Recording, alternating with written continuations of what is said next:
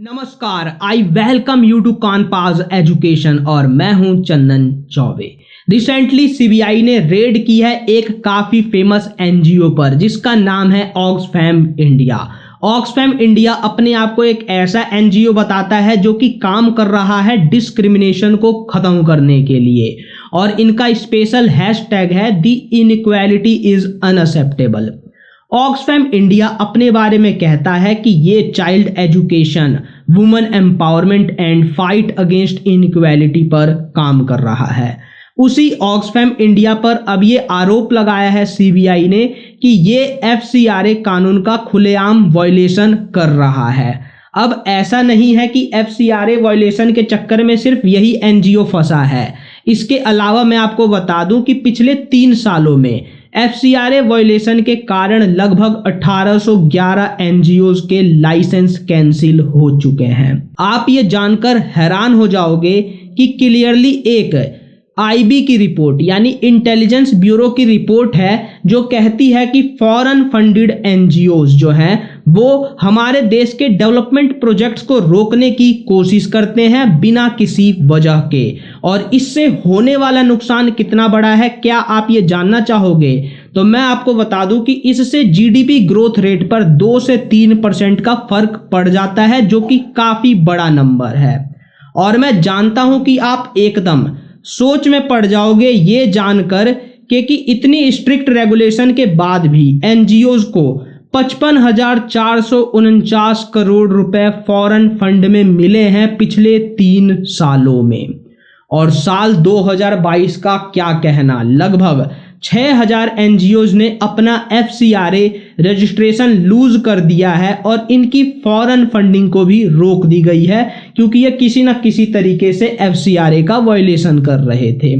अब समझना ये है कि क्या ये एनजीओ वाकई इंडिया के प्रोग्रेस को रोकने की कोशिश कर रही हैं या कहीं ऐसा तो नहीं हो रहा कि गवर्नमेंट ही इन एनजीओज को टारगेट कर रही हैं जो ये human right, freedom of speech के लिए फाइट करती हैं और गवर्नमेंट पर प्रेशर डालती हैं, या फिर गवर्नमेंट इनको कुचलना चाहती है क्योंकि गवर्नमेंट जो है लोगों को इतना जागरूक कर रही है कि वो गवर्नमेंट के लिए परेशानी बन जाते हैं। आखिर सच क्या है? नाउ मैं सबसे पहले ये क्लियर कर देना चाहता हूं कि एक अमनेस्टी इंटरनेशनल नाम का भी एनजीओ है जिसने इंडिया में अब काम करना बंद कर दिया है।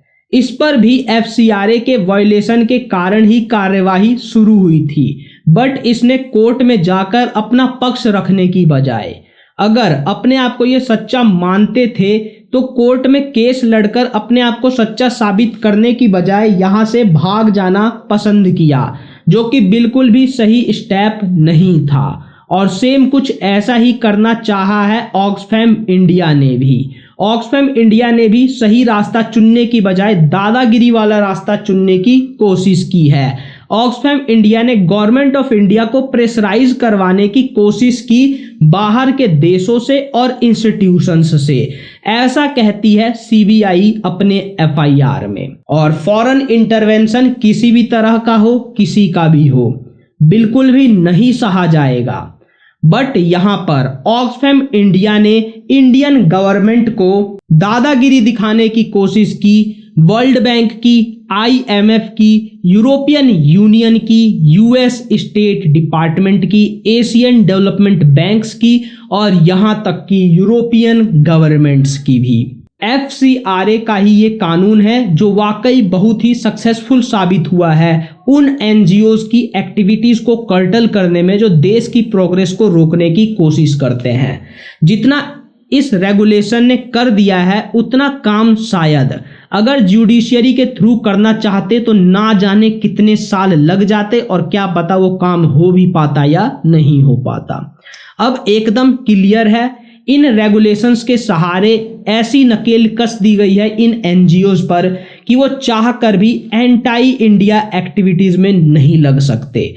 अगर एंटाई इंडिया एक्टिविटीज में वो लगने की कोशिश भी करेंगे तो उनसे एफसीआरए का वायलेशन जरूर हो जाएगा और फिर यहाँ पर ज्यादा कोर्ट कचहरी में समय बर्बाद नहीं होगा, ज्यादा कुछ गवर्नमेंट को साबित करने की भी जरूरत नहीं है। सीधे गवर्नमेंट पूछेगी इनसे कि बताओ जो इस रूल का वायलेशन हुआ है वो कैसे हुआ है और क्यों हुआ है, और अगर कोई भी एनजीओ इसका जेन्युइन रीजन नहीं बता पाएगा या जवाब उसका देते नहीं बनेगा तो फिर उन पर लगाई जाएगी पेनल्टी।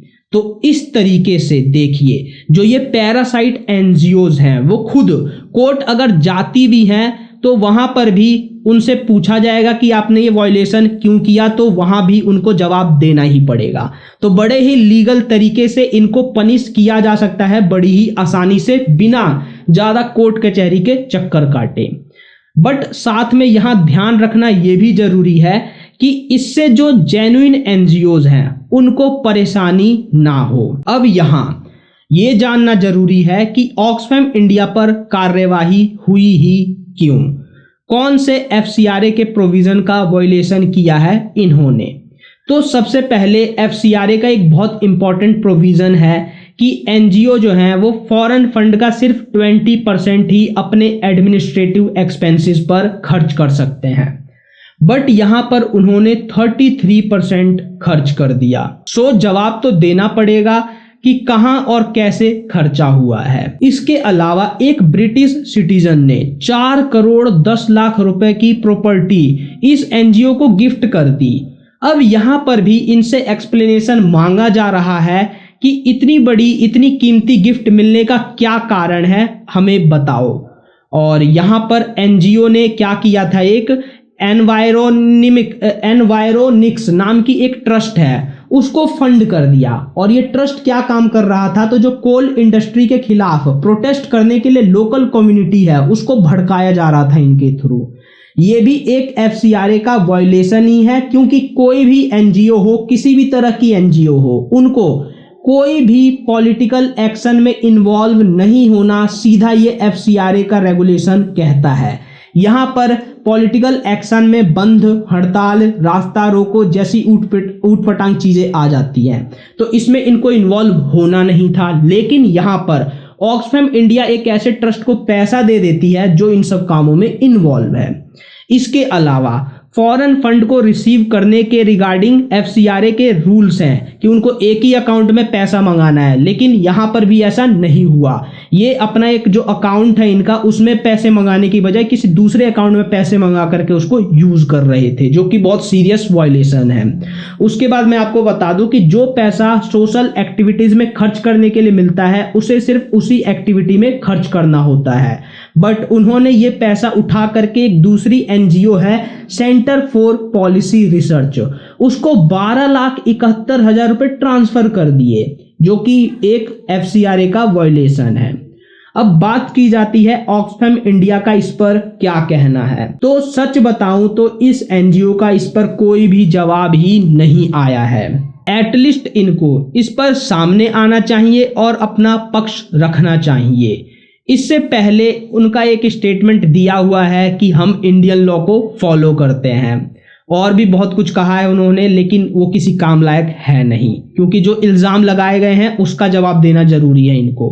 फिलहाल देखना ये है कि क्या ये साबित कर पाते हैं अपनी कही हुई बात को कि ये इंडियन लॉ को फॉलो करते हैं और एफसीआरए का वायलेशन इन्होंने नहीं किया। इसके लिए हमें थोड़ा वेट करना